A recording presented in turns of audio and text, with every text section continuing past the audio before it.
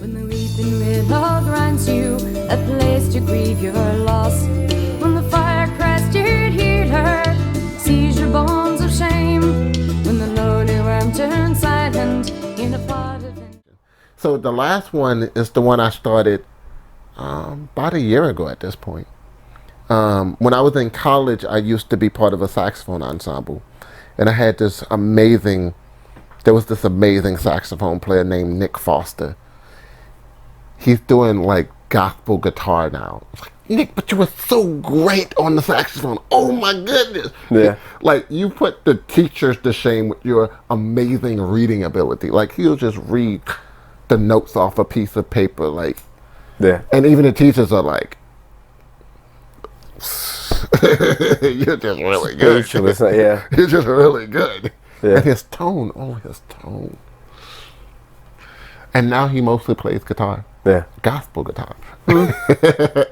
So, Christian guitar songs. I'm like, yeah. Nick, why, Nick? He's exploring like you know? But he was the anchor to the, I was the baritone sax player, but he was the soprano, alto, he has to switch sometimes, player, and I mean, phenomenal. And what group is this in? Because you said this was at University of New Orleans, so this was part of our ensemble plan. Oh, okay. As part of a music performance, a music ed degree. So this was when the music education degree was still there. And I was getting a music minor. So I needed to play in small ensemble settings. So we started a saxophone. And that's the hidden wind quartet. Saxophone No, ensemble? this is the current iteration of that because I wanted that back. Gotcha. But this is when I was in school still. And that band was part of a class. Gotcha. So, it was part of a class. And I just loved it so much. I still have recordings of the music. I still listen to it because I'm like, we played one piece by Eugene Bosa, amazing composer for saxophone. And I have people listen to it and say, what you think, what instruments are playing? They're like, violins. I'm like, nah, that's 4 saxophones. Wow. Smooth. Saxophones can sound beautiful. Yeah. They don't have to be, all the time. They can be, but it's like you pointed out before we were talking before we started recording, and you were talking about the space that you have available to kind of give that saxophone enough room to be consumed, I guess, Yeah, because the problem with the saxophone is it's not quite a woodwind instrument and it's not quite a brass instrument. It's in the middle. Sure. And that gives some challenges if you're trying to practice in a small room. Clarinet all day, not a problem. I can play softly. Saxophone is a little more difficult to play softly. Sure. So the smaller the room, you have acoustic issues if you're trying to hear yourself right. Right. And if it's too big, the sound goes out and dies because you're not a trombone or a trumpet. Sure. Yeah. So you got to find a happy medium. I think that's one of the reasons why you don't see a whole lot of saxophonists practicing, because they really do need a certain kind of space to practice effectively and hear themselves effectively. Yeah, I think that's interesting. So it's interesting. Yeah. It's interesting. Most saxophone players also do not like people listening to them practice. No. We do not like people listening to us practice. I think that's musicians in general. But saxophonists especially. Yeah. They don't like people listening to them practice. That's funny. They don't. Yeah. So I don't know why that is, actually. How often are you playing? I mean, you're playing every day. Every day, huh? Currently, and then I'll get back to talking about the hit and win ensemble. Sure. But currently, I'm playing every day almost, and I'm mostly playing on the street because street money is better than club money, unfortunately. Sure. If it was the opposite way, I would be more in the clubs than on the street. But I make really good money on the street. Being a versatile player that I am, being able to switch from jazz to pop to R&B to gospel to reggae to... I'm like, what you want to hear? Oh, you want some Tamia? Gotcha. You want some Keisha Cole? Gotcha. You want some Pony by Genuine? Gotcha. they'll really request that. Well, you they want gotta Careless hear it. Whisper? Gotcha. How does that translate to You sax? want I Mercy, gotta Mercy, hear it. Mercy? Yeah. Gotcha. That's you want funny. some Straight Ahead Blues? I'll do On Green Dolphin Street. I love that tune. Yeah. Gotcha. I just published a podcast not too long ago with a violinist. It wasn't Josh Tiny, Curry. was it? Curry, no. Oh, Curry, yeah. Yeah. So he said the same thing about busking. He said, I can make better than club money quicker than Yes. the time I would spend at the club. And it depends on your versatility. Now, if I didn't have that versatility, there was a time period, about a 2-year time period, when I was just playing with the New Creations brass band. Right? We had a regular gig at Vassal. Sometimes we played 2 nights a week at Vassal, yeah. Yeah. But we had regular gig every Friday. We had the Friday night. Nice. Yeah. Every Friday night. So it was like, Yeah. But at the time, I was still getting better at improvisation. So that was at that same point I was doing Tuesdays at Melvin's. So always doing multiple stuff. Sure. But so I was just trying to get better at improvisation, trying to get better. And when you're limited in what you can do musically, then being in a band playing at a regular gig is. You don't have to step out of pocket. You don't got it. Yeah. You only need to do enough to get the job done. Sure. And it's one of the ways musicians become a little stumped in their growth, if you ask me. Yeah.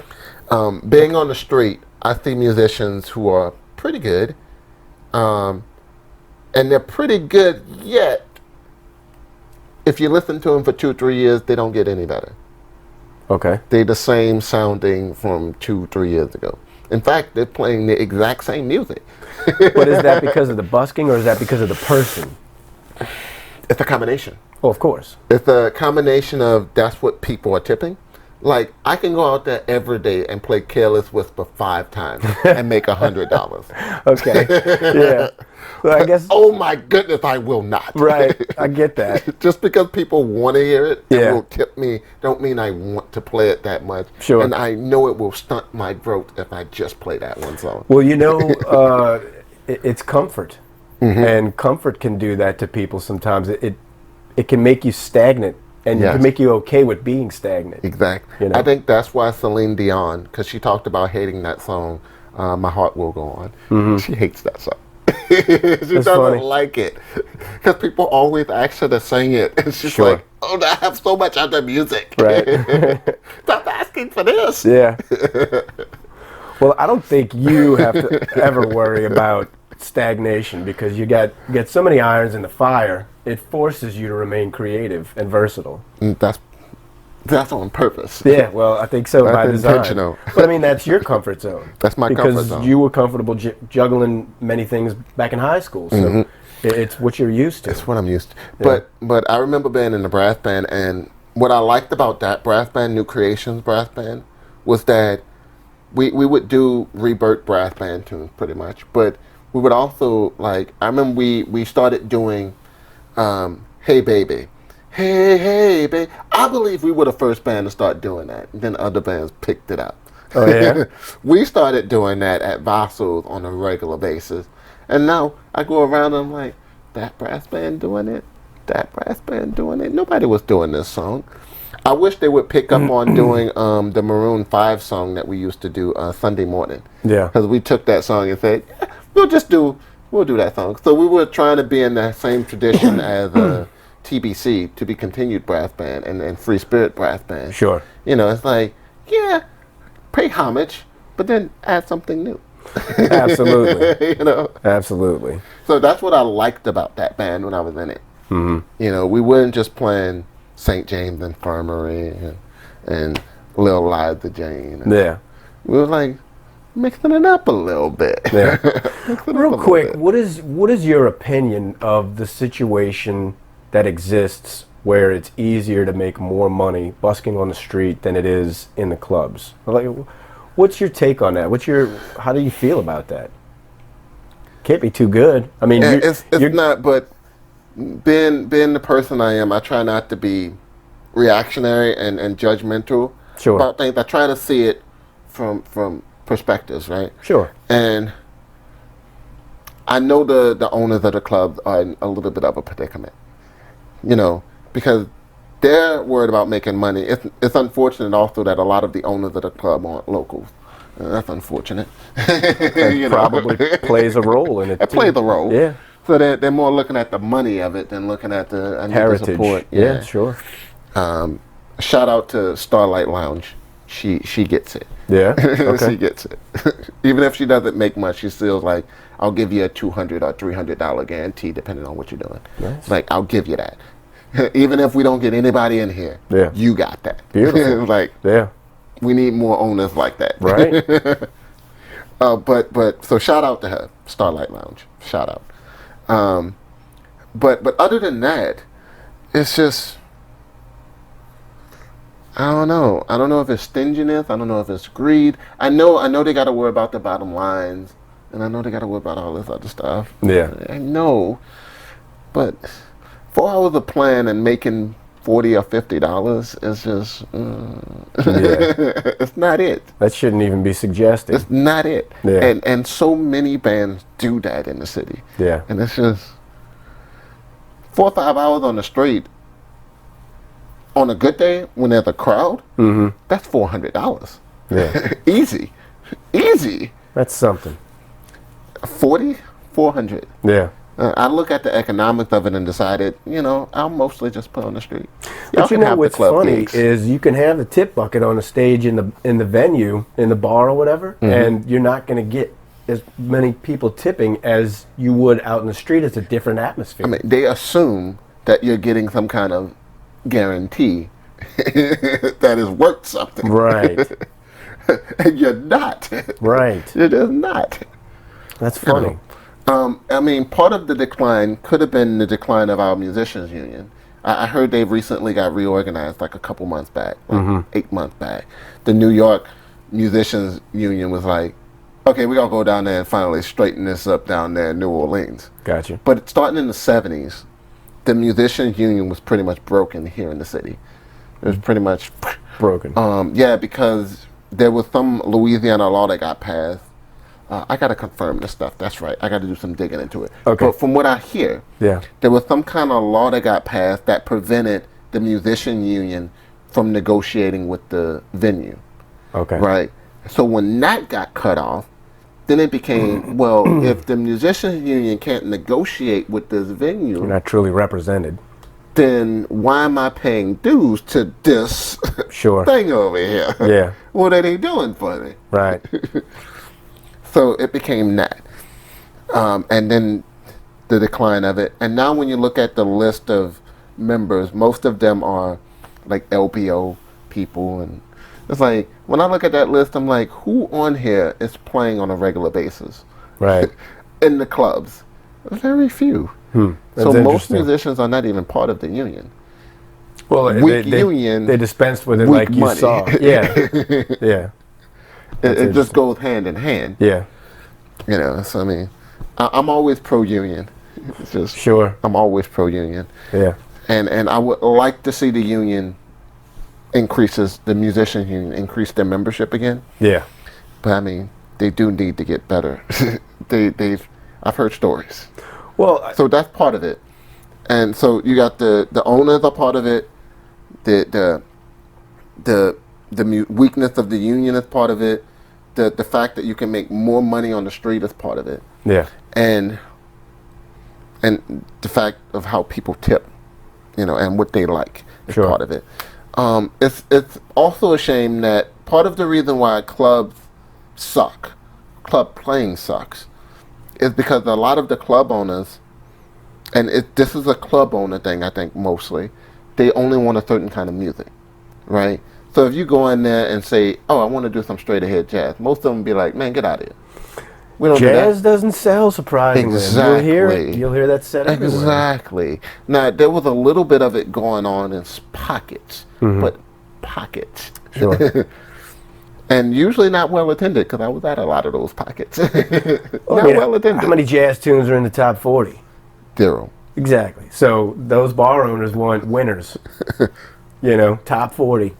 So that's what they want you to play, or they want you to play the raunchy, Frenchman Street stuff now, there's nothing wrong with it. That stuff is fun to play.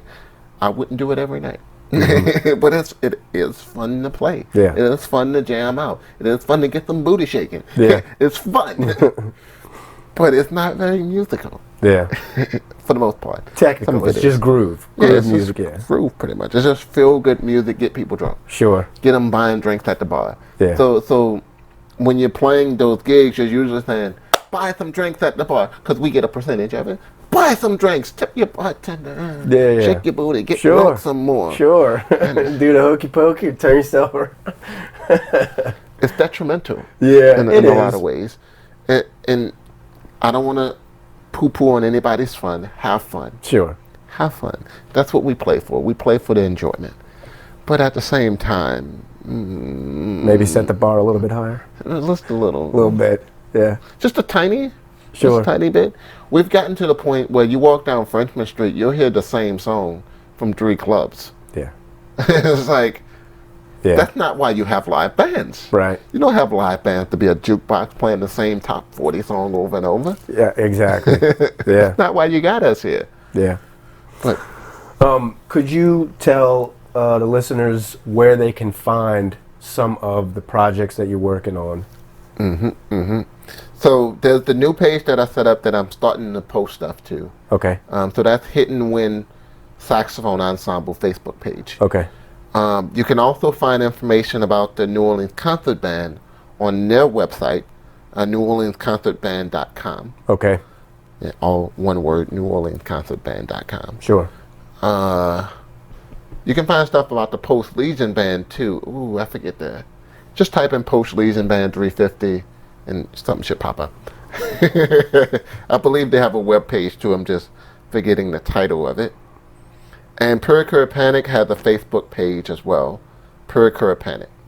Okay. Purikura-Panic. Puricura Panic. Okay. So the next things in the works for me currently, is Puricura Panic. We're doing new music. Convention that's coming up. We got a convention coming up. So and then you also have...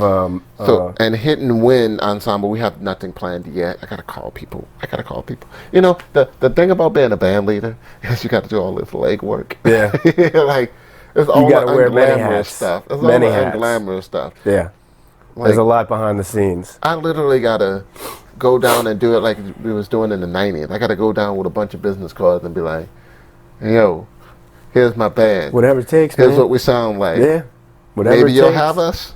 Now, you did say you're going to have a recital of sorts. That you'll find that on the New Orleans Concert Band website. Okay. So you'll find that there. Is that going to be in Lafreniere?